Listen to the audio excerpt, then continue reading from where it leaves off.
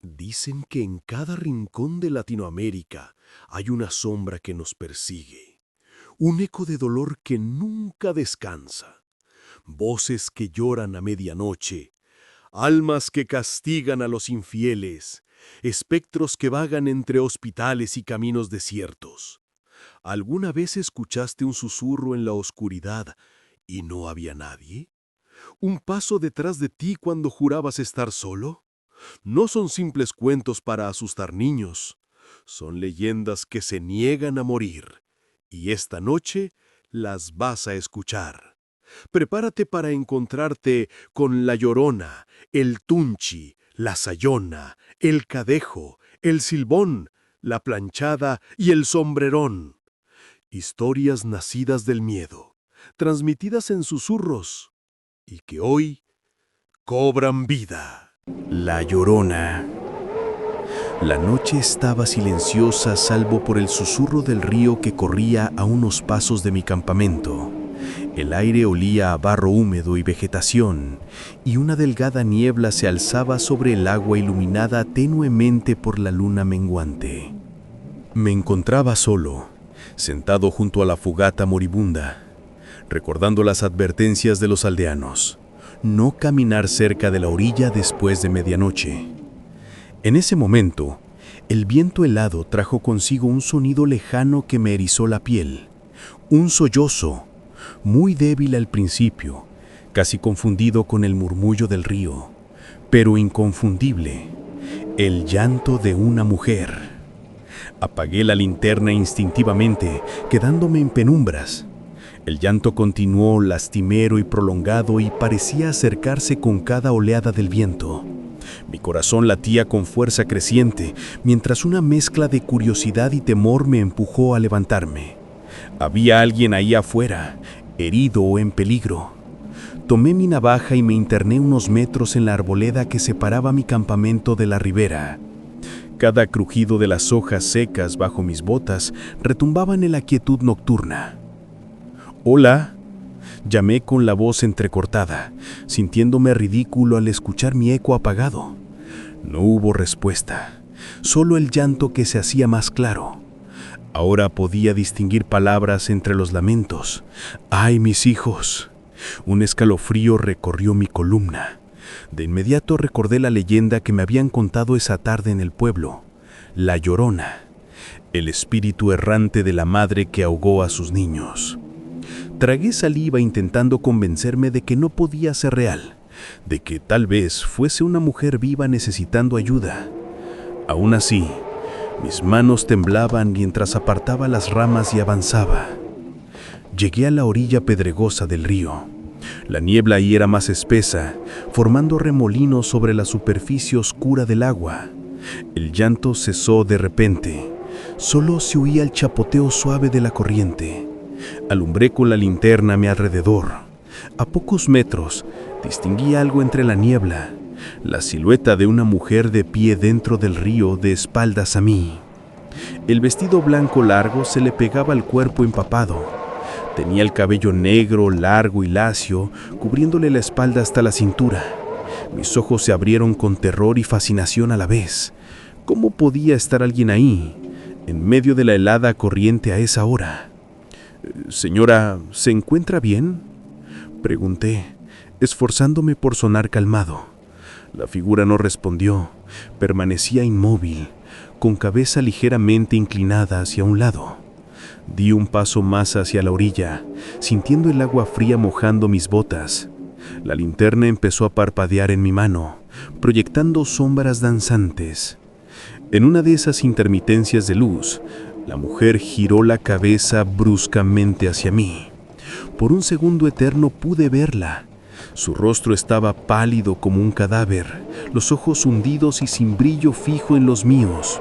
La boca, desencajada en una muesca de dolor imposible, se abrió más de lo humano para dejar escapar un grito espeluznante. «¡Ay, mis hijos!». El lamento resonó con una fuerza sobrenatural que hizo vibrar el aire. Solté un alarido de pánico y retrocedí trastabillando, cayendo de espaldas sobre la grava mojada. La luz de la linterna murió dejándome en oscuridad total, salvo por la luna pálida.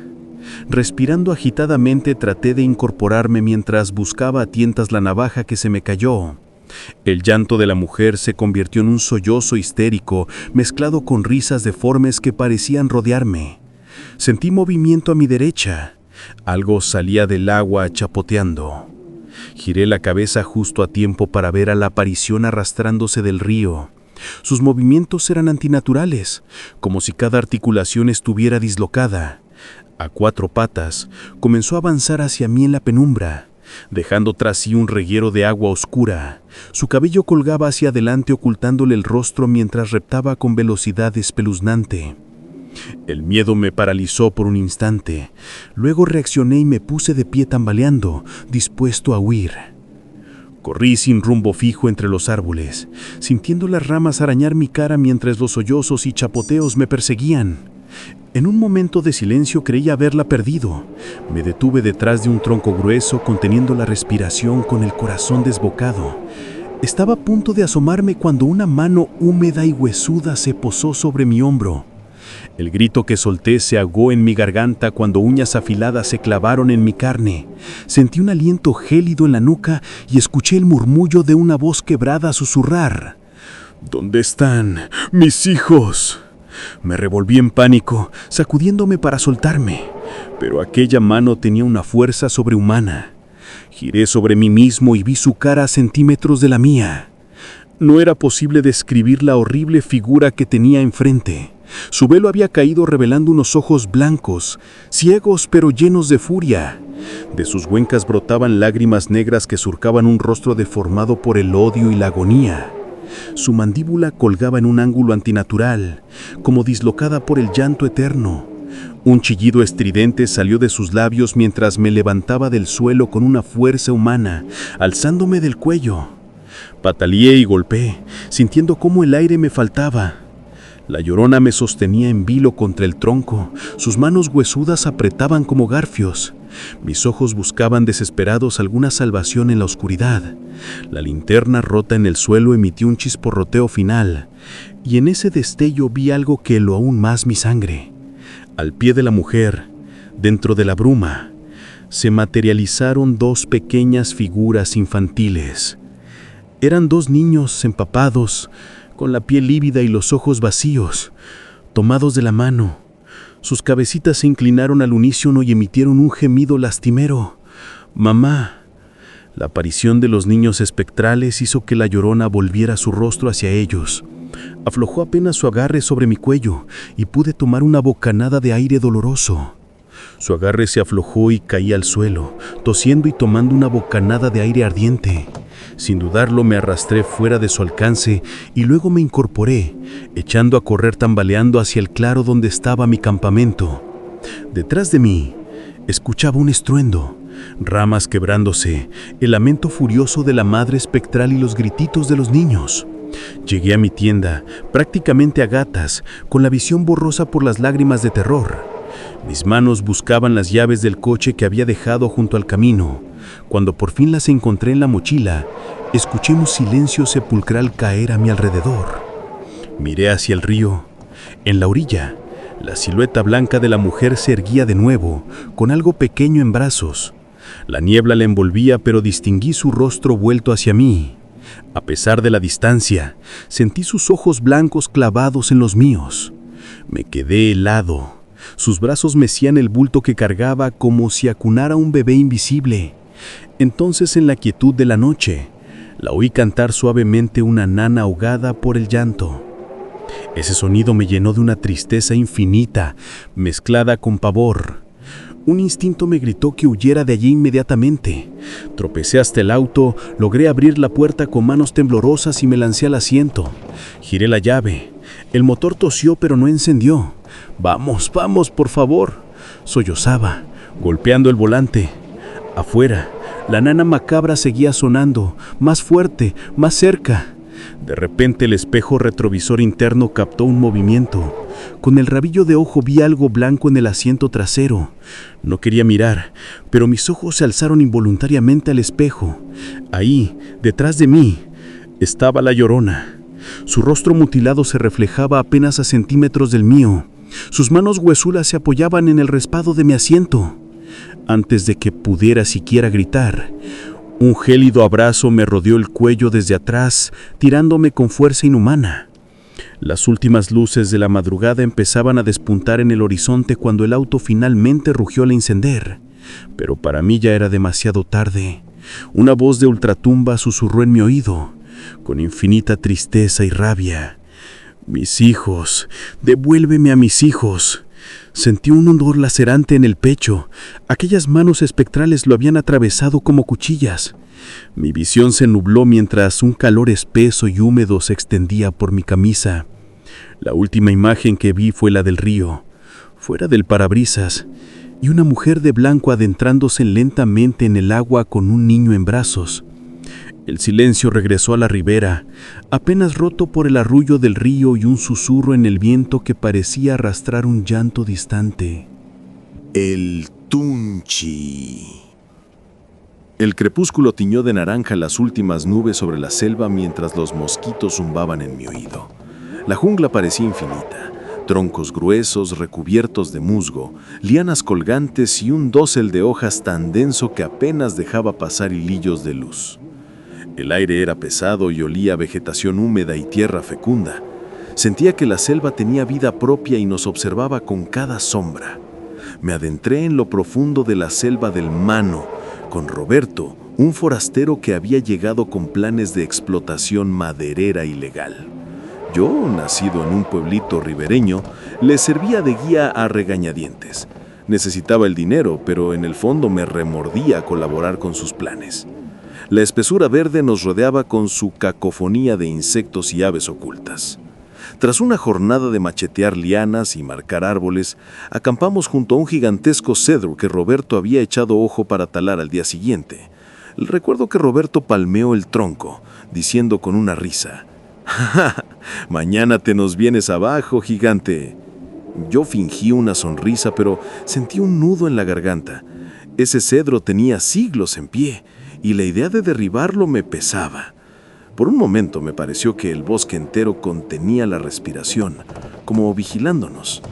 Roberto encendió un cigarrillo y arrojó la cerilla al matorral sin cuidado, tarareando una canción. La noche cayó rápida, envolviéndonos en una oscuridad casi sólida. Encendimos una fogata con ramas secas. Las chispas volaron hacia el cielo negro salpicado de estrellas. Mientras cenábamos en silencio, solo se escuchaba el cri-cri de los grillos y el croar lejano de ranas. La humedad era sofocante. De pronto, entre el concierto natural, sonó un silbido suave. Era un sonido singular, 4 notas que subían en escala, como el canto de un ave nocturna, pero con un timbre hueco que ponía los pelos de punta.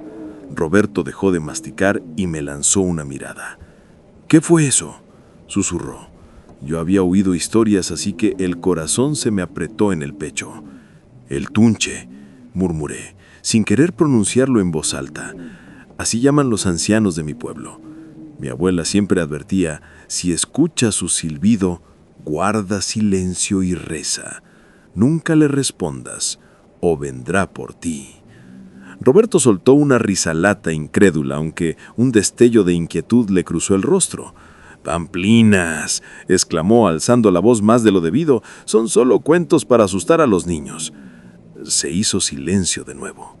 Roberto, desafiante, tomó aire y respondió con un silbido burlesco que imitaba al que acabábamos de oír. Yo sentí un escalofrío helado. Responder al silbido del tunche es una invitación peligrosa según todas las leyendas. Por un instante no ocurrió nada. Roberto me dedicó una sonrisa socarrona, pero de pronto la selva entera enmudeció. Ni grillos, ni ranas, ni el aleteo de insectos, solo un silencio antinatural.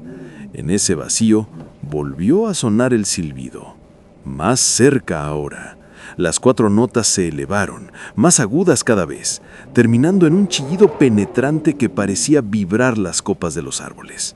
Aquel alarido tenía un timbre antinatural, como el lamento de 1000 almas perdidas resonando al unísono. Roberto se puso de pie de un salto, girando sobre sí mismo con la linterna en mano. El haz de luz tembloroso barría la pared de vegetación sin encontrar nada. Yo también me levanté lentamente con el machete listo y el corazón golpeándome las restillas. Un sudor frío me empapaba la frente. Entre los troncos gruesos de la selva comenzó a moverse una sombra. Era como una neblina negra deslizándose a media altura, sin una forma definida. La linterna de Roberto captó un par de reflejos dentro de esa bruma. 2 lucecitas pequeñitas, como ojos blanquecinos. ¡Sal de ahí!, gritó él, con voz temblorosa, blandiendo el machete torpemente. ¡No te tengo miedo! Su bravata sonó vacía. En respuesta, aquel espectro nebuloso avanzó un poco más, silencioso. La fogata parpadeó como si un viento invisible le agitara, pero no soplaba brisa alguna. Sentí un olor extraño en el aire, una mezcla de hojas podridas y algo cárnico, corrupto. Roberto me miró pálido, tragando saliva. De pronto lanzó un alarido y se abalanzó hacia la sombra, agitando su machete enloquecido. ¡Al diablo con tus jueguitos!, bramó dando un tajo al aire. Entonces ocurrió todo muy rápido. La sombra pareció dividirse y rodear a mi compañero. Un vendaval se levantó de la nada, girando hojas y cenizas. La linterna se apagó de golpe y la fogata se extinguió casi al mismo tiempo, sumiendo la escena en oscuridad total. A contraluz del fogonazo final, creí ver una silueta humanoide alargada aferrarse a Roberto, envolviéndolo entre sus brazos famélicos. Él gritó mi nombre con desesperación. Tropecé hacia atrás, aterrorizado, sin saber cómo ayudarlo. Los gritos de Roberto se convirtieron en aullidos de agonía que helarían la sangre al más valiente. Luego, tan abruptamente como habían empezado, cesaron. Un último quejido ahogado se perdió entre los árboles. ¡Roberto!, quise gritar, pero la voz no me salió.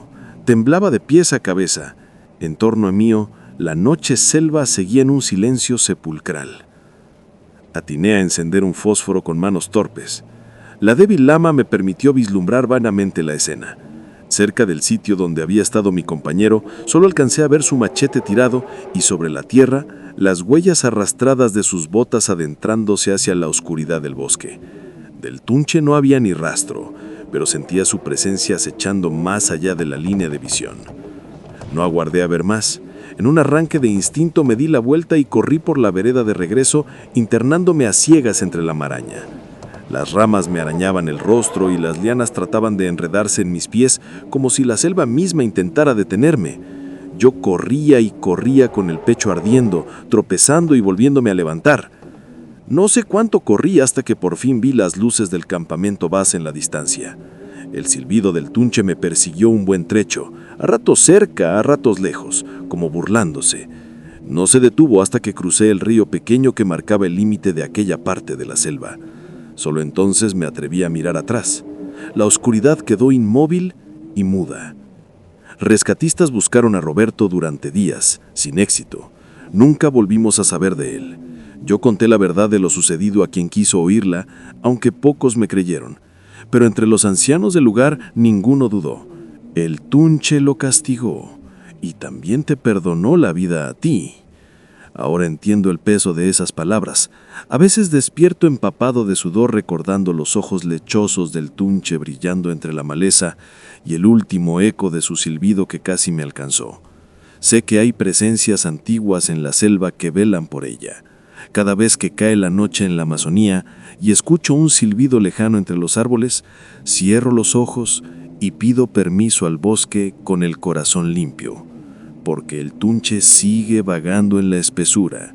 Aún se escucha su llamado lejano entre los troncos milenarios, y solo quienes caminan con respeto y el corazón limpio podrán oír su silbido sin sucumbir al terror ni al castigo implacable. El Cadejo. El pueblo dormía y solo se escuchaba el chirrido lejano de algunos grillos. Tomé el atajo de siempre por la calle empedrada junto a la iglesia, llevando mi machete en la mano por si acaso. El aire olía a tierra húmeda después del aguacero vespertino. Caminaba tambaleándome un poco, tarareando una canción desafinada, cuando noté que algo me seguía. Un suave tintineo, como cadenas arrastrándose sobre las piedras, resonó a pocos metros tras de mí. Me detuve en seco. aguzando el oído. El sonido cesó. Volteé la vista, pero la calle oscura estaba vacía. Apenas la luz amarillenta de un farol público iluminaba las fachadas de Bajareque. Bufé y seguí adelante, achacando el ruido a mi imaginación. A los pocos pasos, oí claramente pisadas acolchadas sobre el lodo, deteniéndose cuando yo me detenía. Un escalofrío me recorrió la espalda a pesar del alcohol. ¿Quién anda ahí?, solté con valentía fingida, empuñando el machete. Por toda respuesta, escuché un gruñido bajo, casi un ronquido gutural que pareció provenir de un callejón a mi derecha. Tragué saliva y retrocedí un paso. De las sombras del callejón salió un perro negro. Al principio me alivié pensando que era un perro callejero cualquiera, pero esa sensación duró un suspiro. El animal se detuvo bajo la tenue luz del farol a unos 8 metros de mí y pude verlo bien. Era enorme, más grande que un lobo, de pelaje negro hirsuto y desgreñado. Sus ojos eran 2 ascuas rojas fijas en mí. Alrededor de su cuello parecía llevar un collar de lana blanca mugrosa, como un cerco de pelo más claro. Un hilo de babas le colgaba de las fauces entreabiertas. Noté que sus patas delanteras tenían algo extraño. Al posarse sonaban con un chasquido que no era el de uñas de perro contra la piedra, sino algo así como maderos o huesos crujiendo. Un hedor nauseabundo llegó hasta mí, mezcla de azufre y animal mojado. El perro emanaba maldad en cada pelo erizado.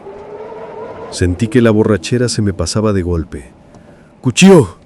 ¡Cuchillo!, balbuceé intentando espantarlo, chasqueando la lengua como haría con un perro cualquiera. El cadejo, porque no podía ser otra cosa, soltó un gruñido más intenso que me heló la sangre. Clavó sus garras en el suelo, raspando el empedrado. Di un par de pasos atrás, levantando el machete con mano temblorosa. El perro negro avanzó unos pasos hacia mí, con la cabeza gacha y las orejas pegadas al cráneo, como preparándose para el ataque. Mis piernas flaquearon. Sentía un peso terrible en los pies, como si las botas se me hubieran llenado de plomo. Apenas podía moverme. Recordé las historias que mi abuelo contaba. No lo mires a los ojos o te asienta un mal, decía él, pero era imposible apartar la vista de aquellas pupilas encendidas. De pronto, el cadejo negro se abalanzó. Lanzó un salto sorprendentemente largo directo hacia mi pecho, abriendo sus mandíbulas en un silencioso ademán de morder. Instintivamente, atajé con el machete. Sentí cuando la hoja impactó en el costado de la bestia con un chasquido sordo, como si golpeara cuero duro o tronco seco. El animal soltó un alarido espantoso de dolor y rabia. Vi su forma negra caer de lado a mitad de la calle. No tuve tiempo de recuperar el aliento. Otro gruñido surgió de la oscuridad, esta vez a mis espaldas. Giré en pánico, pensando que había 2 bestias. Por el extremo contrario de la calle, donde un momento antes no había nada, avanzaba otro perro enorme hacia nosotros. Al principio pensé que era otro cadejo negro, pero cuando se acercó bajo la lumbre del farol, me di cuenta de que este era distinto. Su pelaje era gris, muy claro, casi blanco sucio, y sus ojos brillaban de un color amarillento sereno, no rojo. A diferencia del primero, este no gruñía, sino que caminaba despacio con la cabeza erguida. El cadejo negro ya se había incorporado. Sacudiendo su corpulacho, un hilo negro, sangre o sustancia oscura, manchaba su costado donde le di con el machete. Cuando percibió la presencia del recién llegado, el perro negro volvió sus ojos rojos hacia él y mostró los dientes chorreantes, furioso. El perro claro soltó un ladrido profundo que retumbó en las fachadas. Sin más preámbulo, ambas bestias se lanzaron una contra otra. Retrocedí hasta que chocar contra la pared de la iglesia, sin atreverme a interponerme. Los 2 perros rodaron por el suelo en una masa de pelajes, mordidas y gañidos salvajes. Los gruñidos resonaban en la calle angosta y podía ver chispas en el aire cuando sus ojos se cruzaban y destellaban rojo contra amarillo. El aire se llenó de polvo y un olor sulfuroso. Mi corazón latía tan rápido que sentía que me desmayaría ahí mismo. En medio del frenesí, escuché un gemido de dolor agudo. Ambas sombras se separaron abruptamente. El cadejo negro salió huyendo en dirección al camposanto, arrastrando una de sus patas traseras. A mitad de camino, su forma se difuminó en un torbellino de oscuridad y desapareció entre los árboles. El perro blanco quedó parado en medio de la calle, jadeando. Tenía algunos mechones de pelo arrancados y una herida en el lomo de la que emanaba un líquido oscuro, pero permaneció firme. Me miró entonces directamente. En sus ojos amarillos había una inteligencia antigua, insondable. Hice ademán de acercarme, pero él soltó un leve gruñido de advertencia. Comprendí que no debía aproximarme. Desde niño había escuchado que no hay que intentar tocar ni agredir al cadejo bueno, pues su protección desaparece y puede volverse contra uno. Así que me quedé donde estaba, apoyado en la pared, respirando entrecortado.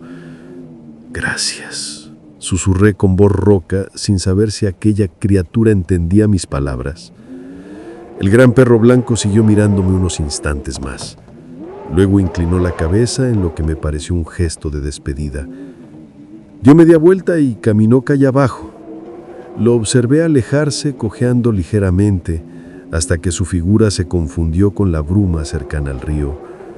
Un gallo cantó a lo lejos, anunciando el amanecer próximo. Las fuerzas me abandonaron entonces. Caí de rodillas soltando un sollozo entrecortado que era mitad alivio y mitad terror contenido. No sé cuánto tiempo pasó antes de que lograra ponerme de pie y echar a andar nuevamente con las piernas tan débiles como gelatina. Llegué a casa con el primer rayo del sol. No desperté a nadie. Me encerré en mi cuarto, temblando, incapaz de conciliar el sueño. Con los días me fui convenciendo de que aquella batalla nocturna realmente ocurrió, y no fue una alucinación etílica. Encontré mi machete tirado en la calle a la mañana siguiente, doblado, como si hubiera golpeado una piedra. En el empedrado frente a la iglesia también hallé salpicaduras oscuras, como de sangre reseca, y un mechón de pelo blanco atrapado en el portón de madera. A un lado de la calle quedaban impresas unas puestas extrañas, las de un can gigantesco, junto a otras con marcas de garras y surcos como de algo arrastrado. Desde entonces, no vuelvo a dudar de las historias de mi abuelo. Sé que en las noches más negras, el cadejo negro acecha a los incautos, pero también sé que exista su contraparte, el cadejo blanco, vigilando en silencio para salvar a los que, como yo, alguna vez se topan cara a cara con el mal en forma de perro. El Silbón. Resumen. La leyenda de El Silbón nació en los llanos de Venezuela y Colombia. Cuenta que un joven malcriado asesinó a su padre y fue maldito por su abuelo, condenado a vagar para siempre con los huesos de su víctima en un saco. Su presencia se anuncia con un silbido escalofriante. Si suena cerca, significa que el espectro está lejos, pero si se oye lejano, en realidad acecha a tu lado. Este fantasma alto y cadavérico, siempre con su saco al hombro, persigue de noche a hombres borrachos o infieles para darles muerte y beber su sangre.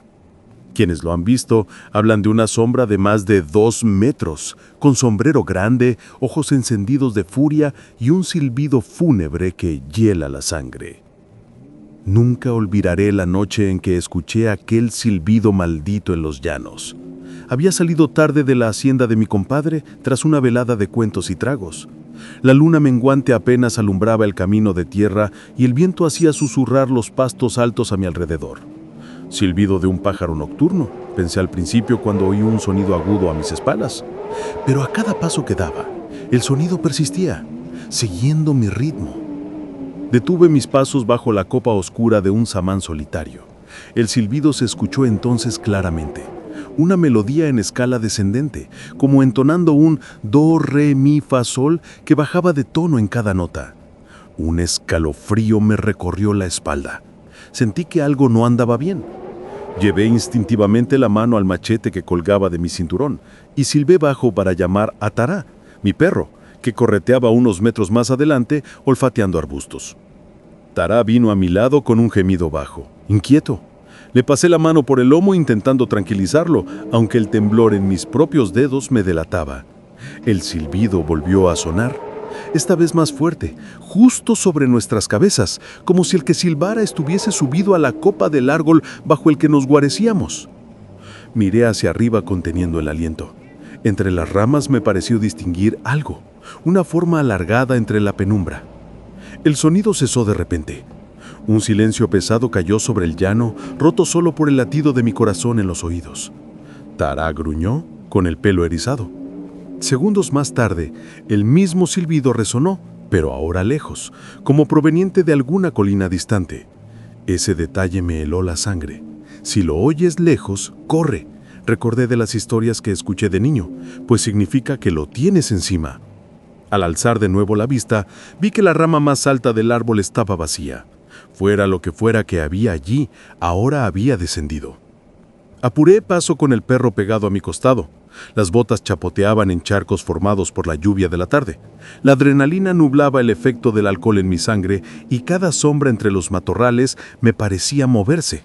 Sentía que algo o alguien nos vigilaba. Busqué la cuerda de cuero trenzado que llevaba cruzada al pecho. Era mi látigo lejinete, una de las pocas cosas que, según la leyenda, ahuyentan al silbón. Aunque nunca creí del todo en cuentos, en ese instante me aferré a la empuñadura con fe desesperada. Al cruzar cerca de un pequeño bosque de acacias, un hedor penetrante nos envolvió. Era un olor fétido, mezcla de carne podrida y azufre. Llevé el antebrazo a mi nariz por instinto. Tará empezó a ladrar furiosamente hacia la arboleda. De entre la oscuridad surgieron entonces unos pasos lentos chapoteando en el barro. Pude distinguir una figura acercándose. Era altísima, casi tan alta como las copas de los acacios, y delgada en extremo. La luz mortecina de la luna dejó ver su silueta recortada. Llevaba un sombrero ancho y cargaba un bulto al hombro. Sentí un nudo de terror en la garganta. Aquello no podía ser un ser humano. Mis pies parecieron clavarse al suelo mientras la figura se acercaba con movimientos lentos pero firmes. Tará retrocedió hasta quedar junto a mí, aún ladrando desaforadamente. El ente se detuvo a unos 10 metros. Bajo el ala del sombrero brillaron 2 puntitos rojos, como brasas encendidas. Eran sus ojos, inhumanos y llenos de odio. A la escasa luz alcancé a ver que de aquel saco al hombro asomaban largos huesos humanos. Un gemido se escapó de mis labios al comprender que estaba frente al El Silbón, la pesadilla de los llanos. Mis manos sudaban alrededor del mango del machete y del látigo. ¡Váyase!, logré gritar con la voz rasgada por el pánico. ¡Váyase, ánima bendita!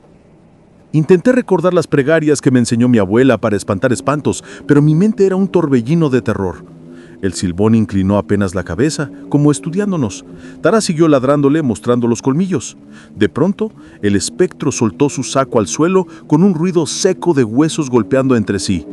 Se agachó lentamente para abrirlo y comenzó a extraer una a una las osamentas que llevaba, como un paciente verdugo contando instrumentos de tortura.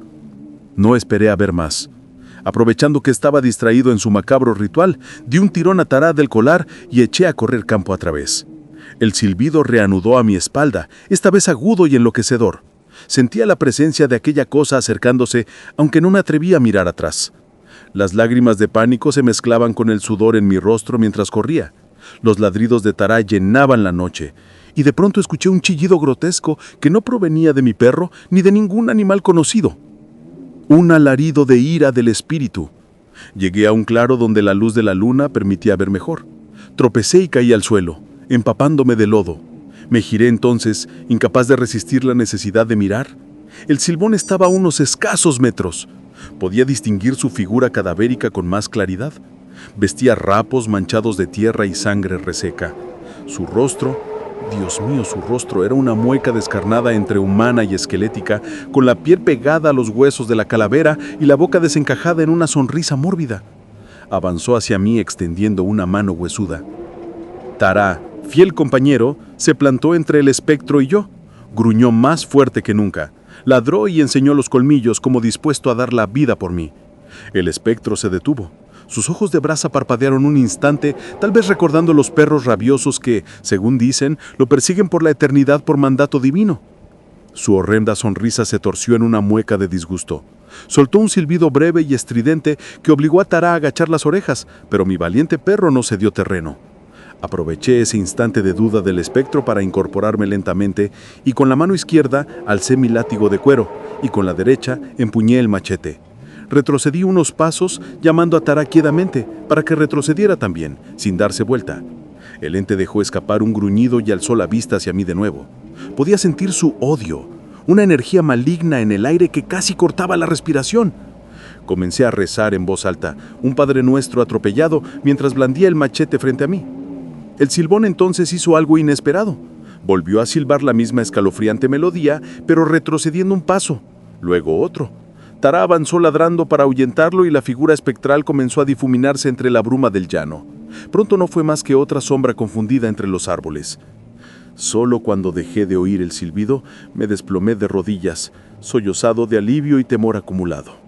Abracé a mi perro, que gimoteaba quedamente lamiendo mi cara sucia. Esa noche regresamos a la hacienda con el alma en vilo. Al día siguiente, con la luz del sol, volví al lugar con varios vecinos armados para buscar pruebas de mi encuentro. En el claro donde casi me alcanzó, encontramos huellas enormes en el barro que no correspondían a ningún hombre, y colgando de una rama baja, descubrimos un fémur humano blanqueado que me hizo persignarme al instante. Desde entonces, cada vez que tomo un trago y la noche se me echa encima, recuerdo el eco de aquel silbido fantasmal y tiemblo. Los ancianos tenían razón. El silbón recorre los campos en busca de los imprudentes. Fui afortunado de vivir para contarlo. Ahora comparto esta historia para que otros no caigan víctimas de su sed de venganza. Si algún día, en la soledad de la noche, escuchas un silbido que parece jugar con la distancia, no ignores la advertencia. Reza, busca un perro, hazte de valor y sobre todo, no dejes que el silbido te alcance. La Sayona. Este es el resumen de lo que escucharán. La Sayona es un espectro del folclore venezolano, el espíritu vengativo de una mujer que castiga a los hombres infieles. Según la leyenda, en vida fue Casilda, una mujer que mató a su esposo y a su madre, engañada por un rumor de infidelidad. Al morir maldita, quedó condenada a vagar para siempre por los llanos. Se aparece de noche como una mujer hermosísima de largos cabellos negros y vestido blanco o negro, que seduce a sus víctimas antes de revelar su forma terrorífica y atacarlas. Las narraciones coinciden en describir sus colmillos afilados, sus garras largas y un grito ensordecedor que anuncia su venganza. Esteban manejaba su camioneta por el camino rural envuelto en la oscuridad. La noche sin luna apenas cedía a los faros amarillentos del viejo vehículo. A lo lejos, los llanos se extendían como un mar de sombras. Esteban encendió la radio para acompañarse, aunque solo alcanzaba a oír estática y fragmentos de música llanera. Sus dedos tamborileaban el volante con impaciencia. Sentía un nudo de culpa en el pecho. Horas antes había estado en brazos de su amante Marisela tras mentir a su esposa con un falso viaje de negocios. Ahora regresaba de madrugada con el perfume de otra mujer impregnado en la camisa, tratando de ahuyentar el remordimiento mientras el aire frío nocturno le despejaba la mente. De pronto divisó una silueta sobre el camino más adelante.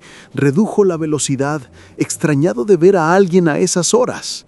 Bajo la luz temblorosa de los faros, apareció una mujer joven parada en la orilla. Vestía un largo vestido oscuro y tenía el cabello negro y lacio hasta la cintura. Hacía señas pidiendo que se detuviera. Esteban frenó a un par de metros de ella.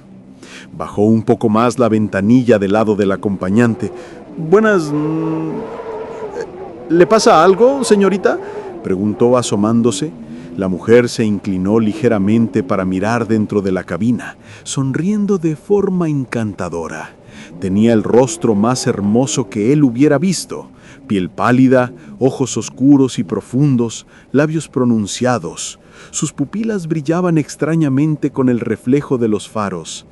Buenas noches, caballero, dijo ella con voz dulce. Qué suerte que pasara usted. Podría acercarme al pueblo. Tuve un percance y llevo horas caminando. Esteban dudó solo un instante.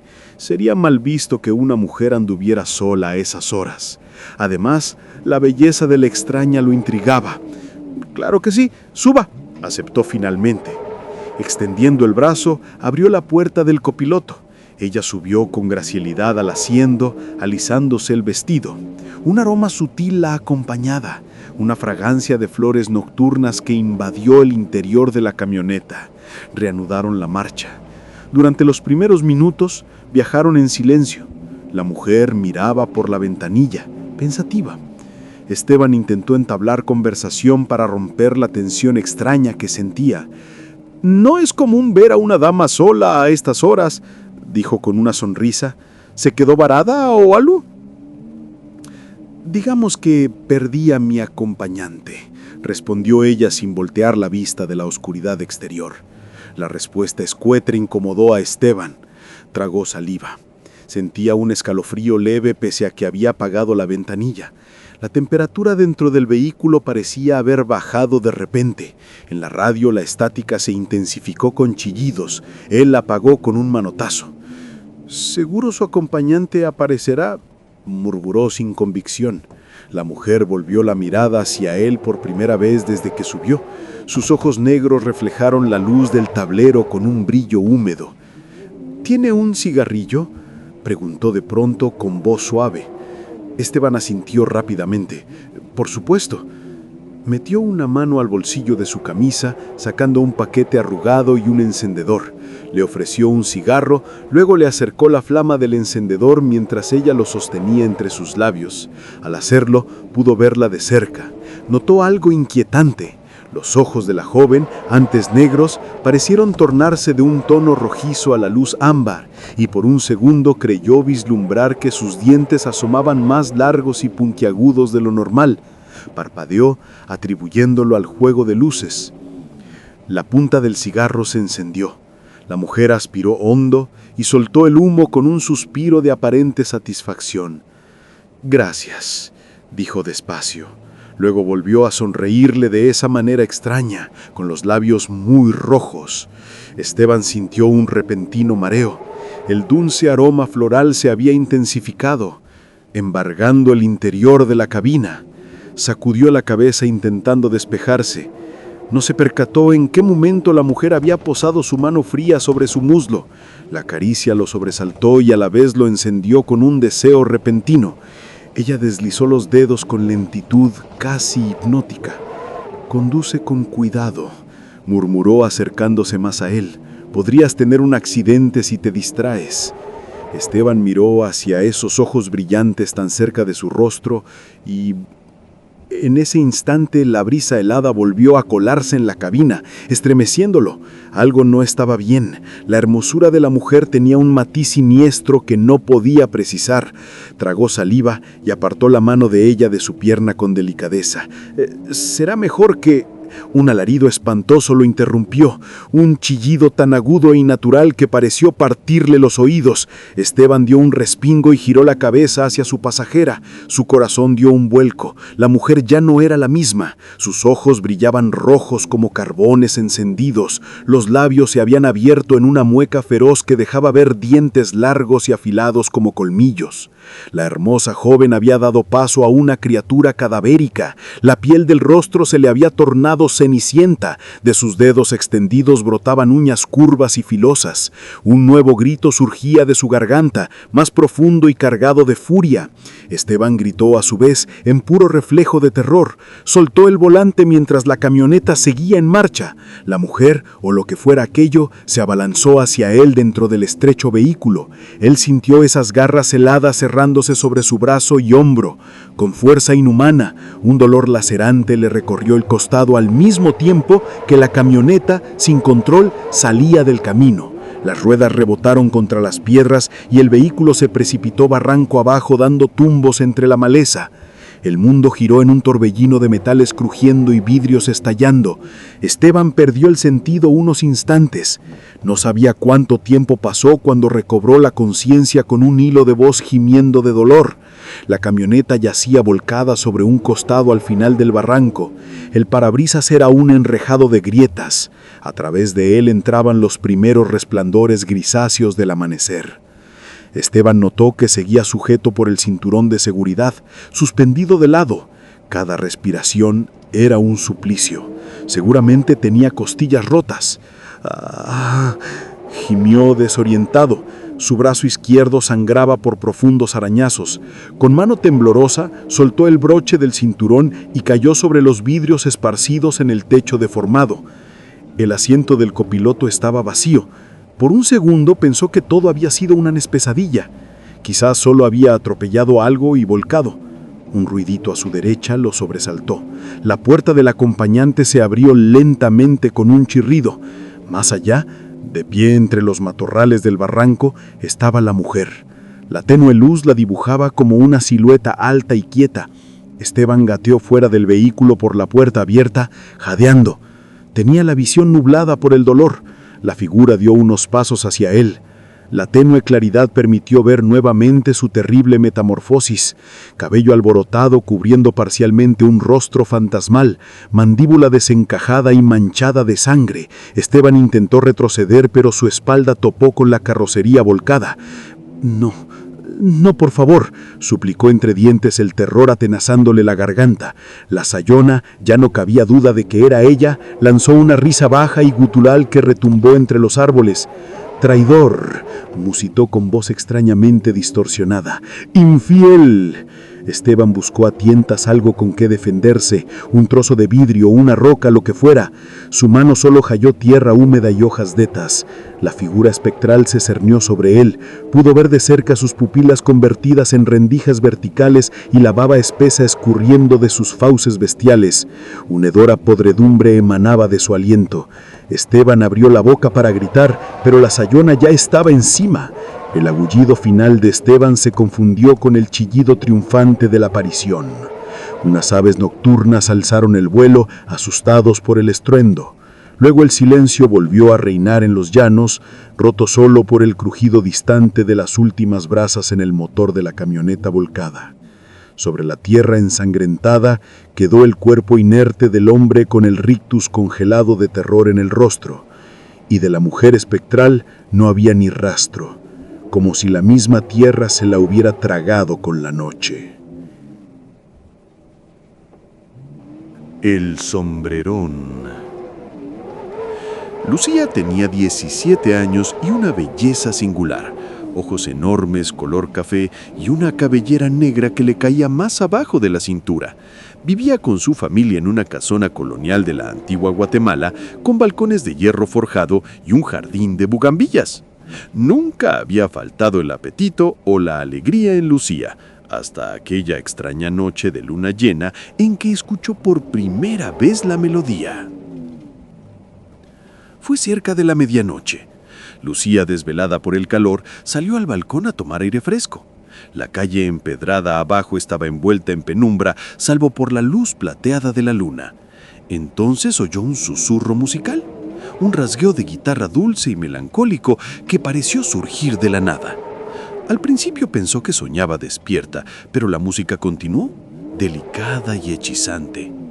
Entrecerrando los ojos, logró distinguir una figura sentada en el borde de la fuente en la plaza frente a su casa. Era un hombre diminuto, tal vez de la estatura de un niño, vestido de negro y con un sombrero grandísimo que le ocultaba el rostro. Tocaba una pequeña guitarra de forma virtuosa. A su alrededor, 4 mulas oscuras esperaban atadas a un poste, cargadas con costales de carbón. Lucía sintió que el corazón se le aceleraba, pero no de miedo, sino de una emoción desconocida. La canción que aquel hombre murmuraba iba dirigida a ella. Lo presentía en cada nota. Sin saber cómo, antes de darse cuenta, ya estaba inclinada sobre el balcón, embelesada. El sombrerudo alzó el rostro hacia ella, y la penumbra no le dejó ver detalles, excepto un destello en sus ojos, como de 2 obsidianas brillantes. «Te he estado buscando», susurró él con voz grave. Lucía sintió un calor subirle al rostro y retrocedió un poco, sorprendida. Cuando parpadeó, el hombre había desaparecido. Solo quedaron la fuente y la plaza vacías y un leve eco de cuerdas en el aire. A la mañana siguiente, Lucía apenas probó bocado en el desayuno.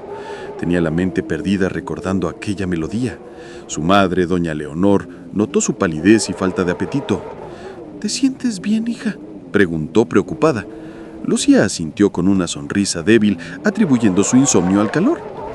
Esa noche, Lucía se fue a la cama temprano, pero no logró conciliar el sueño.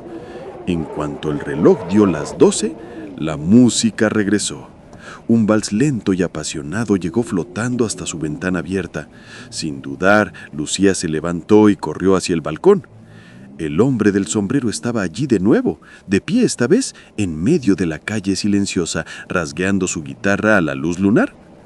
La joven sintió sus pies moverse casi por voluntad propia, bajando las escaleras y saliendo por la puerta principal. Atravesó el zaguán como hipnotizada y descalza se acercó a la figura del hombrecillo. Este sonrió, mostrando unos dientes extrañamente blancos y afilados.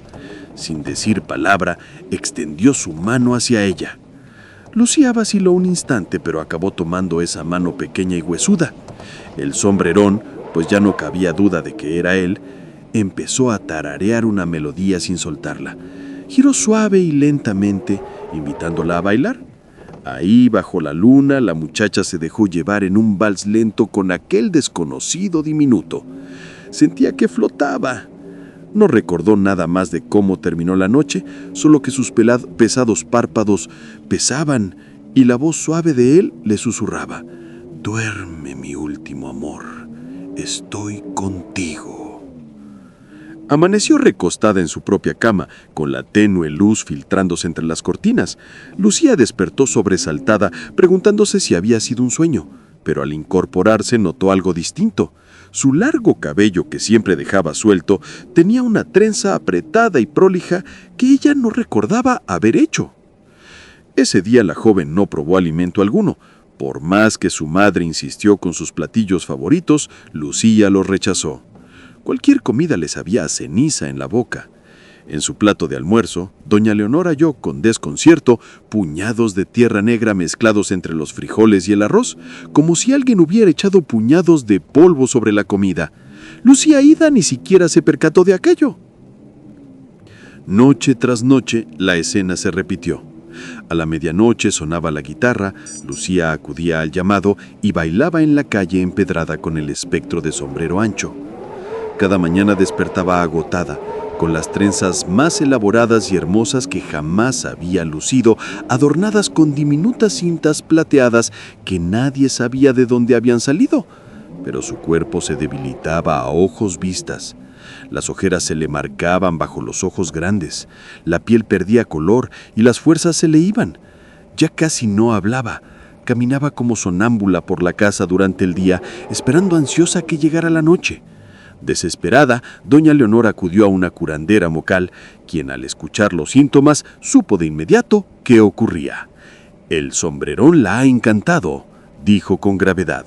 «Deben cortar esa trenza al instante y llevarla a Tierra Santa, a un convento donde él no pueda seguirla». Así lo intentaron. Esa misma tarde, antes de que cayera el sol, la madre y una tía sujetaron a Lucía y le cortaron el cabello larguísimo en un tajo. La muchacha lloró y gritó sin comprender por qué la castigaban de ese modo. Entre lágrimas, la subieron a una carreta y partieron hacia el convento de las Clarisas en la ciudad vecina, esperando refugiarla allí. Los primeros días en el convento, Lucía pareció mejorar. Recuperó algo de lucidez lejos de las calles familiares y del eco de aquella música maldita. Pero al anochecer del cuarto día, las monjas la encontraron en su celda inconsciente con una nueva trenza intrincada en su corto cabello. Nadie supo cómo pudo entrar al claustro cerrado, pero ahí estaba la señal inconfundible de su regreso. Lucía no despertó del todo. Estuvo delirando en fiebre durante jornadas, sus fuerzas desvaneciéndose como la llama de una vela. Finalmente, una madrugada gélida, la joven exhaló su último suspiro en brazos de su madre. La tristeza inundó el pueblo. Para el velorio, llevado a cabo en la casa familiar, desataron por fin la bellísima trenza que aprisionaba el cabello de Lucía. Mientras los deudos rezaban, un silencio extraño se apoderó del ambiente.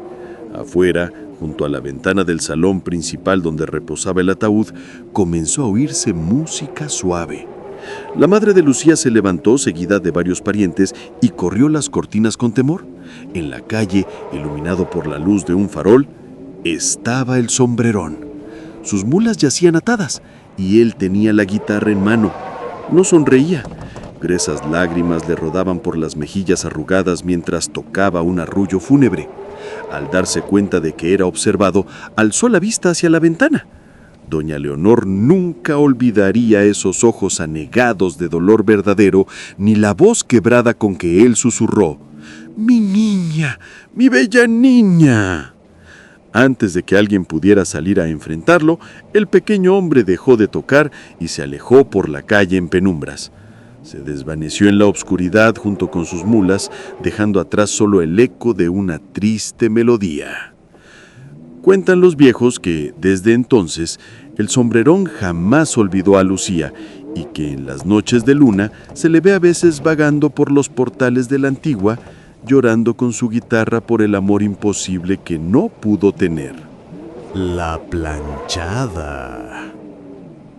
Trabajo como enfermera en uno de los hospitales más antiguos de la ciudad. Sus muros vetustos han sido testigos de incontables dolores y esperanzas. Algunos dicen que sus pasillos arrastran ecos de quienes partieron sin despedirse. Aquella noche me tocaba el turno nocturno en la sala de medicina interna. Un pabellón de techos altos y largos pasillos apenas alumbrados por luces pálidas. Serían las 3 de la madrugada cuando el silencio era apenas roto por el bip esporádico de monitores cardíacos y el eco de mis pasos cansados sobre el suelo de baldosas. Me detuve frente a la cama 304. Allí yacía el señor Ramírez, un paciente anciano que llevaba días debatiéndose entre la vida y la muerte por una neumonía severa. Esa noche su respiración era más agitada y sus signos vitales preocupantes. Ajusté el gotero de su suero y comprobé su pulso. El médico internista había advertido que probablemente no pasaría de esa madrugada. Suspiré, sintiendo el peso de la tristeza y el agotamiento. Hacía lo posible por mantenerlo cómodo, pero temía que en cualquier momento dejara de respirar. Tras anotarlo en la hoja de enfermería, continué mi ronda por las camas contiguas donde otros pacientes dormían inquietos. La penumbra hacía que las sombras de los equipos médicos se alargaran de forma ominosa sobre las paredes. Mientras recorría el pasillo en penumbras, recordé a las enfermeras veteranas susurrando historias en la sala de descanso. Decían que en noches tranquilas como esta, a veces se aparecía alguien más en nuestro piso, una enfermera antigua, que vigilaba a los enfermos. Siempre lo tomé como un simple cuento para asustar a las novatas, pero una inquietud me erizó la piel al evocarlo. Alrededor de las 3:30 de la madrugada, mientras comprobaba los sueros en el extremo opuesto de la sala, algo me hizo detenerme.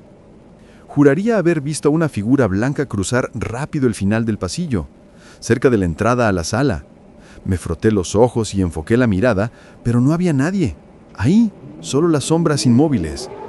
Achaqué la visión a mi cansancio y seguí con mi labor, aunque un ligero temblor me recorrió. A las 4 menos cuarto, mis ojos ardían de sueño. Decidí sentarme un instante en la pequeña estación de enfermerías, al final del pasillo. Tomé un sorbo de café ya frío de mi termo y recargué la cabeza contra la pared. Un ligero mareo me invadió y sin quererlo cerré los ojos un par de minutos. Un ruido mínimo me hizo despabilar. Abrí los ojos sobresaltado, temiendo haberme quedado dormida demasiado tiempo. Miré el reloj, marcaba las 4:10 a.m. Me incorporé rápido, con el corazón en un puño. Desde la estación podía ver parcialmente la habitación del señor Ramírez. Distinguí movimiento en su interior. Maldije en silencio mi descuido. Seguramente algún colega había entrado y notado mi ausencia. Avancé por el pasillo con pasos apresurados.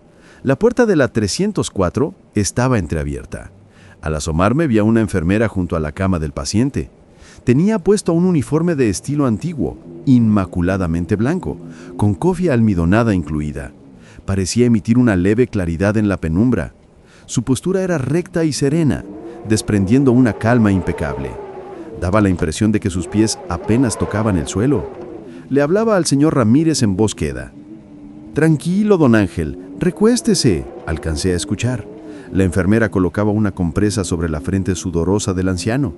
El paciente, que instantes antes luchaba por aire, ahora respiraba con calma.